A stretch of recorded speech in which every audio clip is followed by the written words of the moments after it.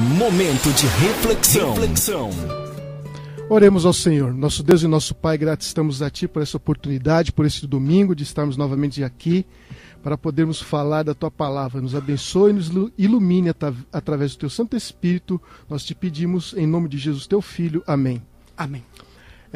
Nós temos falado algumas ocasiões aqui sobre o segundo advento e temos contestado o ponto de vista da teoria do arrebatamento secreto, bem como também o período de 7 anos de tribulação, que são 7 anos desvinculados das 70 semanas do livro de Daniel, capítulo 9.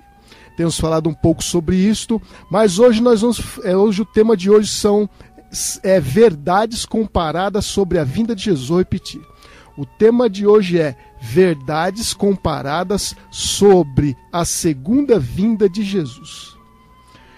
Gostaria também de chamar a atenção para um detalhe que não devemos, irmãos, confundir o segundo advento, a vinda do Senhor Jesus, com o milênio. Desde já que não se depreende que vinda ou parousia, ercomai, apocalipsos, ou fâneros, ou qualquer outro desses termos possa ser usados para se referir a ele na questão do milênio. Então, sendo assim, podemos adentrar um pouco sobre esta questão com farta documentação bíblica no próximo domingo, para que fique claro essa questão de não confundirmos este detalhe de advento de Jesus, segundo advento de Jesus, com o milênio, ocasião quando Jesus toca os pés ao Monte das Oliveiras. O Monte das Oliveiras se abre como uma planície para a descida da cidade santa Nova Jerusalém. Ok? Então, sendo assim, vamos para o tema de hoje, verdades comparadas sobre a segunda vinda. É ensinado que, em 1 Tessalonicenses, capítulo 4, do versículo 13 ao versículo 17, ali está falando sobre a vinda secreta de Jesus, sobre o arrebatamento da igreja.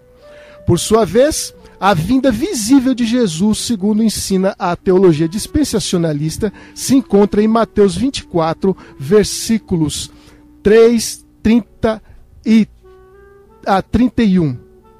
Ali é uma referência, conforme se entende a teologia dispensacionalista, que é o momento que, após o findar dos 7 anos de tribulação, Jesus irá se manifestar de maneira visível. Vamos comparar essas citações de 1 Tessalonicenses capítulo 4 com Mateus 24 e também com 2 Pedro capítulo 3, versículos do 10 ao 12, qual eles tratam deste assunto. Vamos analisar algumas passagens desses capítulos e vamos ver se essa questão, essa teoria de arrebatamento secreto, se consegue tirar a ideia dessas citações. Marcos, só um detalhe, as traduções da Bíblia que vocês têm usado no seu estudo, ou nos seus estudos, qual a tradução da Bíblia? O pessoal saber que tipo de Bíblia nós temos usado aqui nos nossos estudos, por favor. Na verdade, eu uso a João Ferreira de Almeida, revista e atualizada. Muito bem. Muito bem, então vamos lá. Vamos considerar, gostaria, antes de mais nada, solicitar a você, querido irmão, que você possa, desde já, se você tiver uma velocidade tal que você possa estar abrindo as escrituras para estar acompanhando esse verso, muito bem. Se caso não tenha essa condição, eu solicito que você pegue papel e caneta para você anotar esses versos. Faça em colunas, como se fosse uma planilha. Coloque ali, vinda secreta de Jesus em 1 Tessalonicenses, do capítulo 4, do 13 ao 17. A vinda visível de Jesus em Mateus 24, verso 3 e verso 30 ao 31. E a vinda de Jesus em segunda epístola de Pedro, do capítulo 3, do verso 10 ao 12. Faremos isto para que se torne didático o entendimento dessa questão. Bom, vamos então à nossa primeira citação. Vamos fazer a comparação dessas citações. Eu direi o momento em que nós vamos comparar esse aspecto, e você terá a oportunidade de comparar e ver se desses versos, essas citações estão falando de uma mesma situação, ou seja, a vinda visível de Jesus, ou se esses versos estão falando de uma situação em que ele vem secretamente e uma situação em que ele venha de forma visível. Aí você poderá, ao final do estudo, você poderá comparar essa questão. Antes de tudo, em Mateus capítulo 24, versos 26, tem esta seguinte citação: Portanto, se vos disserem, eis que ele está no deserto, não saiais, ou ei-lo no interior da casa, não acrediteis. Vou repetir, Mateus 24, verso 26. Portanto, se vos disserem, eis que ele está no deserto, não saiais, ou ei-lo no interior da casa, não acrediteis. Ao final do estudo você vai entender do porquê dessa citação que nós vamos estar analisando este verso. Vamos lá então, 1 Tessalonicenses capítulo 4, versículo 13 em diante. Não queremos, porém, irmãos, que sejais ignorantes com respeito aos que dormem, para não vos entristecerdes como os demais que não têm esperança. Pois se cremos que Jesus morreu e ressuscitou, assim também Deus, mediante Jesus, trará em sua companhia os que dormem. Ora, ainda vos declaramos por palavra do Senhor isto: nós, os vivos, os que ficarmos até a vinda, ou seja, até a parousia do Senhor, de modo algum precederemos os que dormem. Agora vamos me comparar as escrituras com as escrituras. Um pouco aqui, um pouco ali.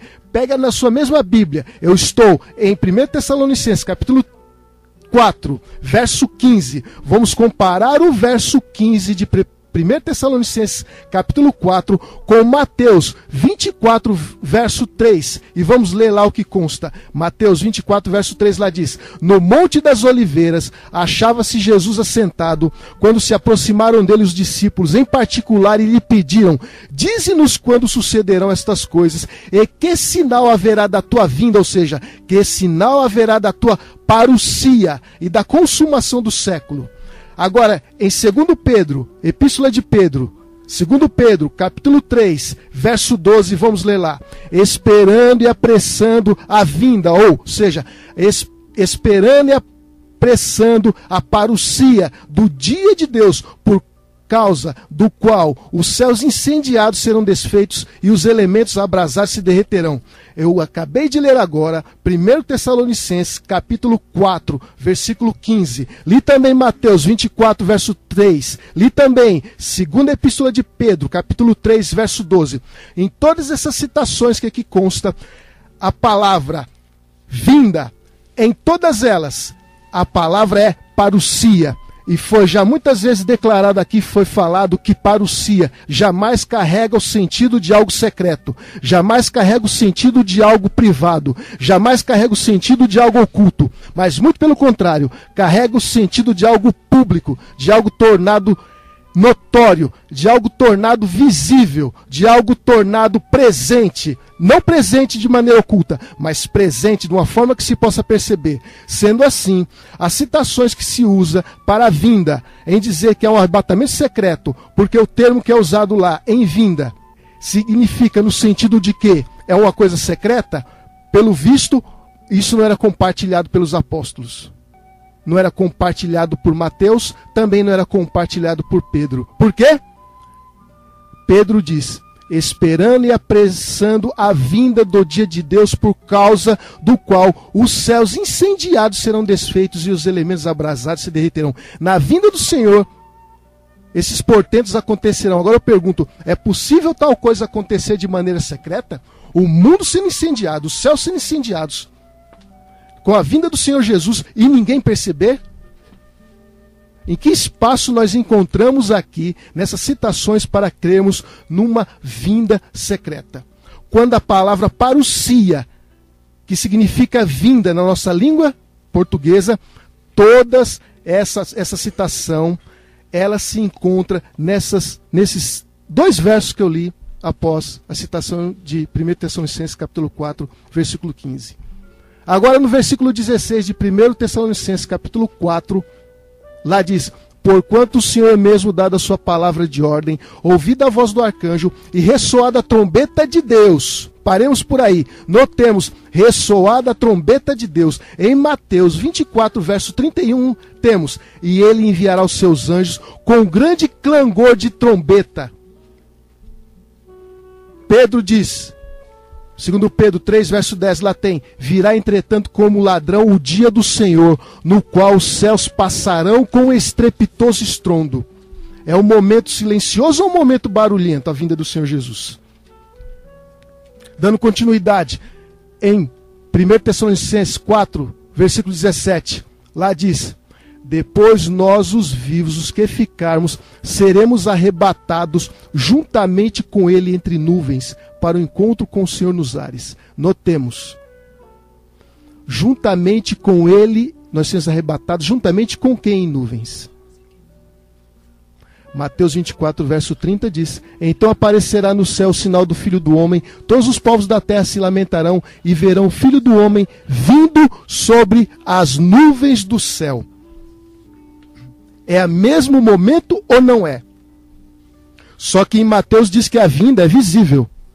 Só argumentam que a vida é invisível quando se fala com relação a 1 Tessalonicenses capítulo 4. Porém, a referência a nuvens é a mesma. Ou será que a nuvem que está em Mateus é invisível?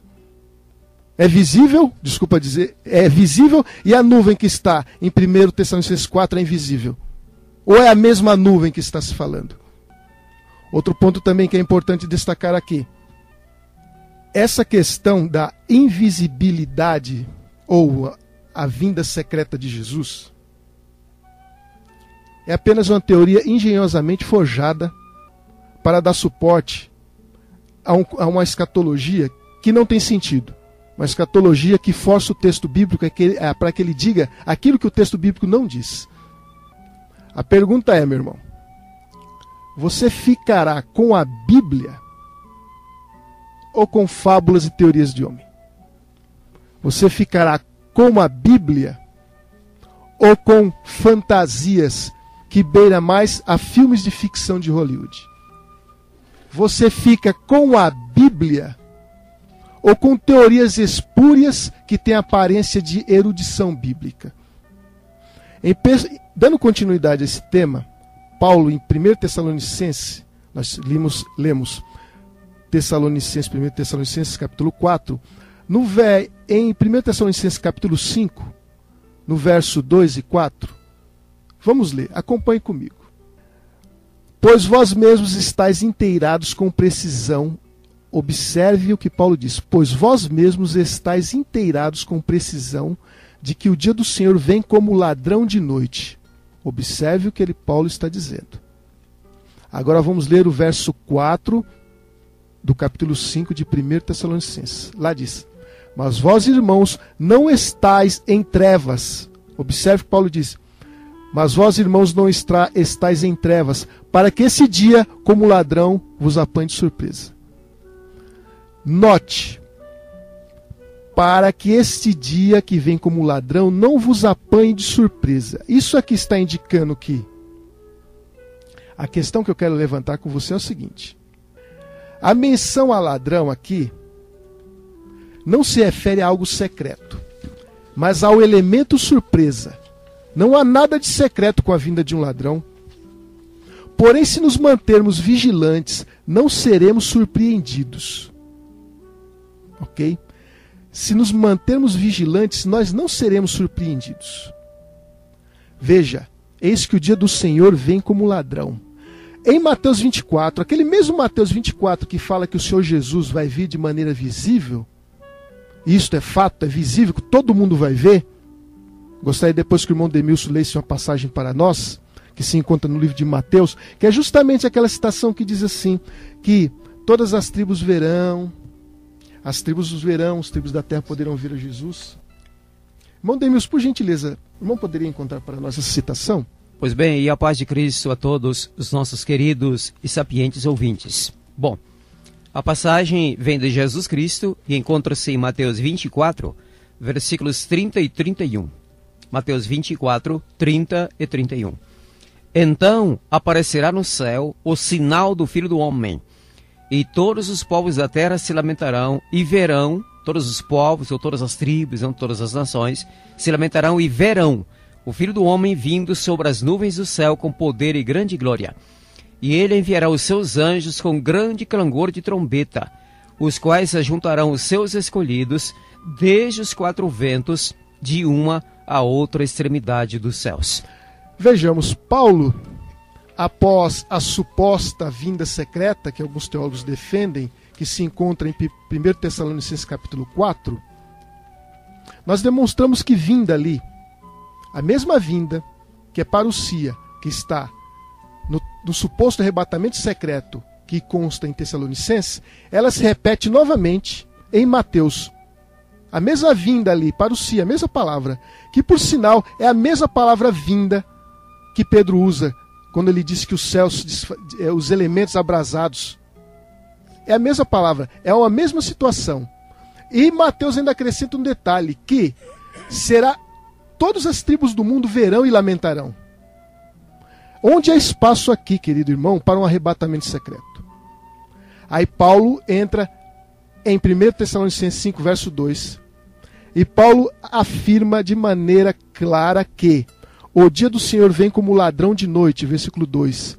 Mas vós, irmãos, não estáis em trevas, para que esse dia como ladrão vos apanhe, não com esse dia como ladrão vos apanhe, de surpresa. Então a questão aqui, eu repito, não é secreto, é questão da surpresa. De repente você está aguardando alguém, de repente, surpreendentemente, a pessoa aparece, você toma um susto. Você já se encontrou numa situação assim? Você está esperando uma condução, você está parado no lugar, de repente alguém te surpreende, que chega até te assustar. Essa pessoa, para te surpreender, ela veio secreta? Porque se veio secreto, não tem como te surpreender. Não causa surpresa ou algo secreto, algo oculto. Em Mateus 24, versículo 42 e 43, lá é repetido o quê? Portanto, vigiai, porque não sabeis em que dia vem o vosso Senhor. Jesus não nos mandaria vigiar se a vinda dele fosse secreta. Não se vigia algo que é secreto. Somente se vigia quando não queremos ser pegos de surpresa. Verso 43 diz, mas considerai isto, se o pai de família soubesse a que hora viria o ladrão, vigiaria e não deixaria que fosse arrombada a sua casa. E Pedro diz no versículo 10 de 2 Pedro, capítulo 3, virá entretanto como ladrão o dia do Senhor, no qual os céus passarão. Voltando a essa questão, no livro de Apocalipse, capítulo 3, verso 3, e Apocalipse 16, 15, lá consta, lembra-te, pois, do que tens recebido e ouvido, guarda-o e arrepende-te, porquanto se não vigiares, observe, porquanto se não vigiares, virei como ladrão, e não conhecerás de modo algum em que hora virei contra ti. Apocalipse 16, 15, eis que venho como vem o ladrão. Bem-aventurado aquele que vigia e guarda suas vestes, para que não ande nu e não se veja a sua vergonha. Veremos que o ponto não é ser pego de sobreaviso. Se caso o ladrão viesse de maneira secreta e oculta, de que adiantaria ficar vigiando? Não tem sentido se manter vigilante para algo oculto, para algo que é secreto. E para concluirmos, passemos para a leitura e análise de justamente daquele primeiro verso que eu li agora há pouco, em Mateus 24, verso 26, que diz, portanto, se vos disserem, eis que ele está no deserto, não saiais, ou ele no interior da casa, não acrediteis. Prezado irmão, prezado ouvinte, você sabe como é essa tradução, ei-lo no interior da casa? A Bíblia King James Version, ela traduz, sabe como? Ela traduz como câmara secreta, ou seja, ei-lo na câmara secreta, não acrediteis. Esta palavra no interior da casa, ela vem da palavra grega tameion, que significa câmara de armazenamento, depósito, um quarto interno. A Bíblia, palavras-chave hebraico-grego publicada pela Casa Publicadora das Assembleias de Deus, no seu dicionário de grego do Dr. James Strong, diz ainda mais algumas coisas sobre esta câmara secreta. Observemos. Ele diz, uma câmara no piso térreo ou interior de uma casa oriental, ou seja, oriental no sentido de Oriente Médio, em geral usada para armazenagem ou privacidade em local de isolamento. O que vem a ser privacidade significa intimidade. É o contrário, e o contrário dessa palavra, intimidade, é público. Isso vem demonstrar que a vinda de Jesus não será algo às ocultas, mas algo público, conhecido e não secreto. Mas tem algo muito mais importante que nós devemos observar nessa questão. Vejamos. Jesus diz o quê? Ele não está no deserto, não saiais. Ele no interior da câmara secreta, não acrediteis. Ou seja, Jesus diz que não virá jamais em tempo algum de forma secreta. Logo a seguir o mestre diz, porque assim como o relâmpago sai do oriente e se mostra até no ocidente, assim há de ser a vinda do Filho do Homem. Analisemos o que esse verso tem mais a nos revelar. Leiamos novamente. Porque assim como o relâmpago, notemos, o relâmpago sai do oriente e se mostra. A palavra se mostra vem da palavra grega phaino, que significa aparecer, ser visto, expor. Trazer, tornar-se visível, aparecer à luz. E é importante, fazer brilhar, espalhar a luz, brilhar, ser brilhante ou resplandecente, tornar-se evidente, ser trazido à luz. O relâmpago é assim.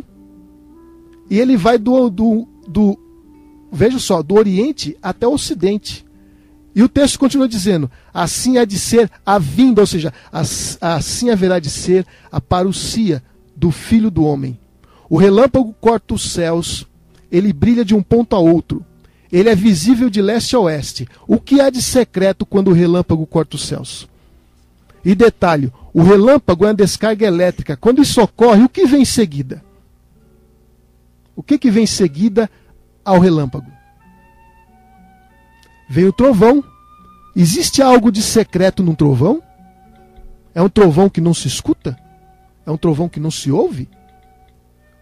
Notamos que Jesus traça um paralelo entre não acreditar que ele está numa câmara secreta. Se não é para acreditar que Jesus está numa câmara secreta, muito mais não é para se acreditar que Jesus vai vir numa vinda secreta. E ele demonstrou que a sua vinda, a sua parousia, será semelhante ao relâmpago. Portanto, o conselho do mestre dos mestres Jesus é claro: não acrediteis numa vinda secreta. Agora, ao sabermos disso, ficaremos com o quê? Com teorias engenhosamente elaboradas, porém sem o respaldo de um assim diz o Senhor? Ou com a Bíblia? No decorrer de nossos estudos, iremos nos deter na análise dos seguintes versos bíblicos que são utilizados na defesa de um suposto arrebatamento secreto. Os versos em questão são 1 Coríntios 15, 51 e 52, Mateus 24, do verso 37 até o 42, Lucas 17, do 20 ao 22. E teremos as seguintes exceções, que são 1 Tessalonicenses, que já consideramos, e 2 Pedro 3, que já foi demonstrado que tal não pode ser provado, uma vinda secreta baseada nesses versos. Ao estudarmos esses versos, nós vimos isso. Claro que haverão análises de outras questões que irão surgir no decorrer de nossa prédica. Outros assuntos que também iremos abordar serão: primeiro, pode a segunda vinda de Jesus ser em duas fases?